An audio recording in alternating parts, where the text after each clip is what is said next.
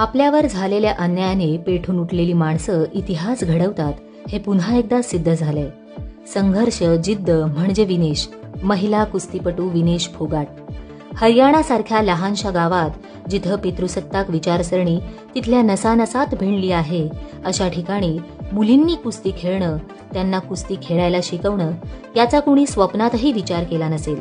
पण या विनेशने पहिली महिला कुस्तीपटू ते वर्ल्ड चॅम्पियन ते ऑलिम्पिक स्पर्धेतील जिगरबाज कुस्तीपटू होण्याचं स्वप्न पाहिलं. तिचा हा ऑलिम्पिक पर्यंतचा प्रवास कधीच सोपा नव्हता. ती लढत राहिली. कधी सिस्टीम विरुद्ध लढावं लागलं. ती रडली. आणि काल जागतिक नंबर 1च्या रेसलरला हरवल्यानंतर ती खऱ्या अर्थानं कालच जिंकली.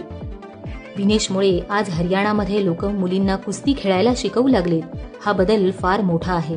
देशातल्या प्रत्येकालाच कालची लढत ही प्रेरणादायी नक्की ठरेल. तिचं हे यश देशातल्या अनेक